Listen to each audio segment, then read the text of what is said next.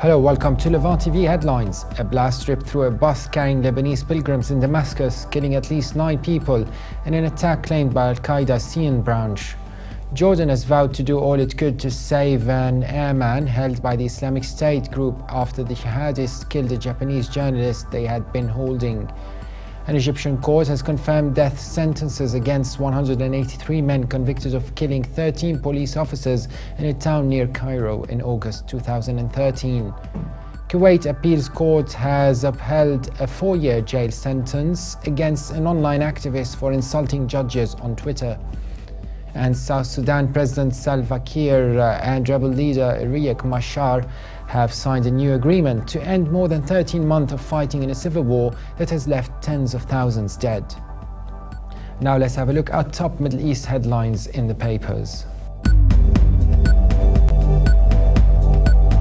Starting from Beirut, the Daily Star leads reporting that Interior Minister Nuhad Mashnouk said the new round of discussions between Hezbollah and the future movement will be more complex than the 4 previous dialogue sessions. The paper also reports that Lebanon's Grand Mufti Sheikh Abdel Latif Deryan has left for an official visit to Cairo for talks with top political and religious leaders.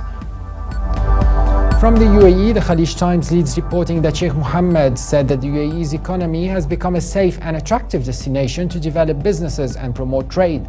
The paper also reports that Al Jazeera journalist Peter Greste left Egypt for his native Australia after serving 400 days in a Cairo prison on charges that included aiding a terrorist group. From Egypt, the Egypt Independent leads reporting that Amnesty International has called for the release of 2 reporters of Qatari satellite news channel Al Jazeera from Egypt after the government released Australian Peter Greste and deported him back to Australia. The paper also reports that the fate of a Jordanian pilot held by Islamic State has raised public pressure on King Abdullah over his country's role in the US-led military campaign against the hardline group in Syria, fueling the risk of broader discontent in the US ally. And now the papers here in London. A Telegraph leads Middle East News reporting that ISIS militants who murdered and kidnapped a Japanese journalist over the weekend made no attempts at dialogue with his family in the days before they killed him. The revelation raises doubts over whether the jihadist group ever intended to release Kenji Goto despite claims that they were willing to use him for a prisoner swap. The Independent leads Middle East News reporting that Britons dislike Israel more than Iran.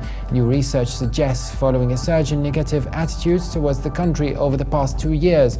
But North Korea is the most managed nation outside of Europe. In a survey conducted by think tank Chatham House on public attitudes towards other countries, 35% of Britons said they felt, quote, especially unfavorably, unquote, towards Israel, an increase of 18% since 2012.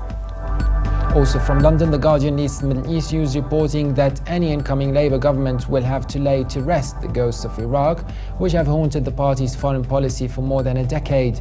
Douglas Alexander, the shadow foreign secretary, will attempt to perform that exorcism in his first major foreign policy speech this evening with 3 intertwined messages.